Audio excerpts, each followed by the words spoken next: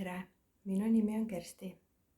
Mina olen maagilise reiki praktik, kes on praegu meistriteekonnal, et saada oma meistritõend.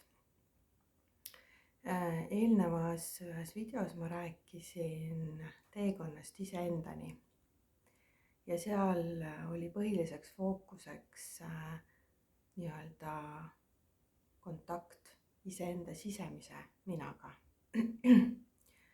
Kuid ma olen võib-olla sellel teekonnal siis ära unustanud, et tegelikult selleks, et üldse tahaks nii-öelda enda sisemist mina tundma õppida ja tegeleda, siis meil peab olema kontakt iseenda kehaga.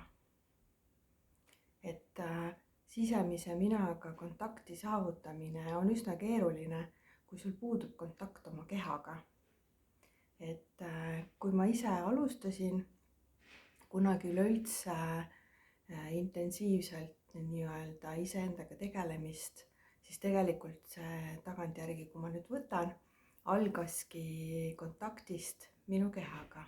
Et ma sain aru, et nii-öelda ma pean väärtustama seda, mis minu väline mina nii-öelda, kuidas ma välja näen, mida ma endale pakun, kas ma üldse väärtustan seda, kuidas ma olen, kas ma pakun endale näiteks protseduure, et ma ei tea, juuksuriskäiku või küüned või kellele mis. Et see tegelikult algas sellest, et ma hakkasin väärtustama ennast väljastpoolt, selleks, et jõuda üldse sissepoole.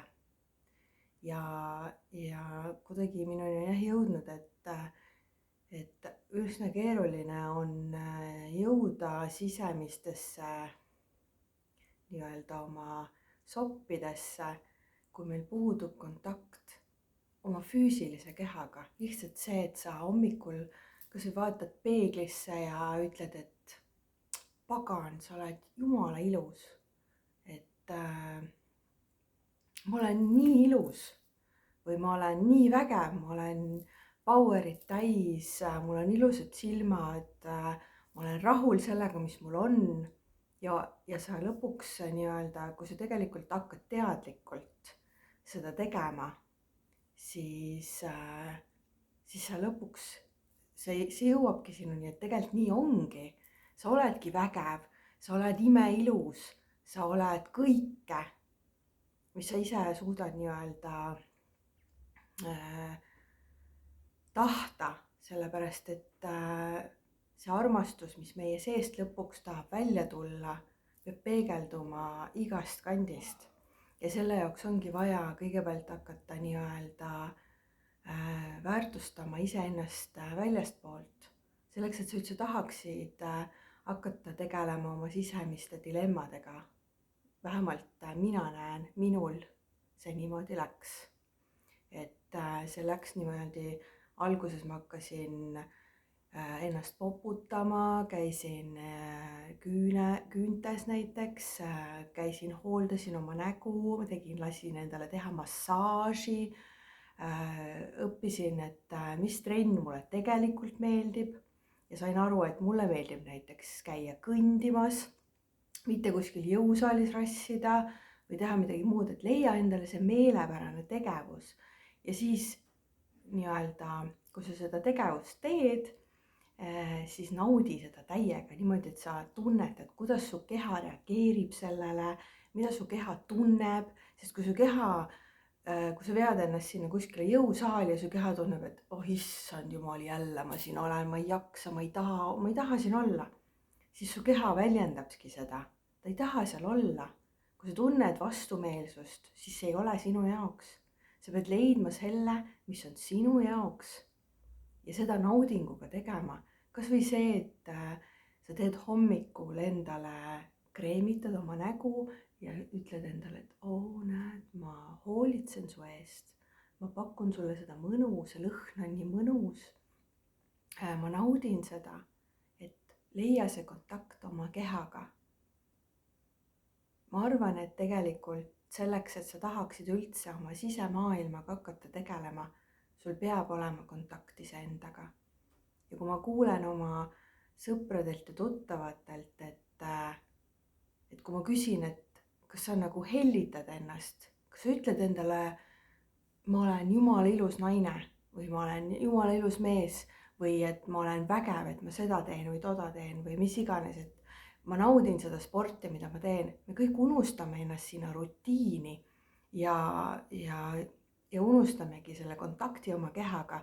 Näiteks kui sa oled duši all ja kreemitad ennast selle dušikeeliga sisse, siis pane kas või silmad kinni ja lihtsalt tunneta, kuidas su keha naudib seda naudingut.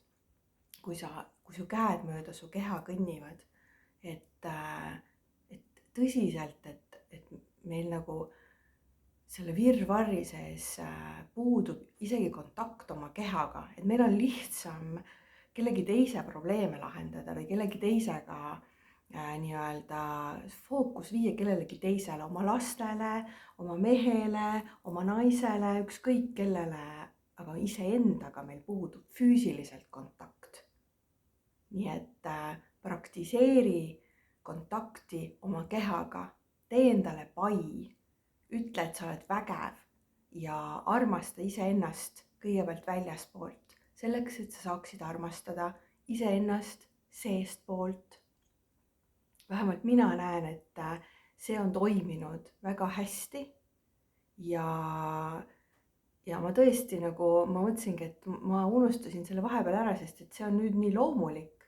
See on loomulik, et ma pakun endale häid asju kehaliselt ja ma tõesti naudin neid asju ja see on nii-öelda see massaaž või juuksur.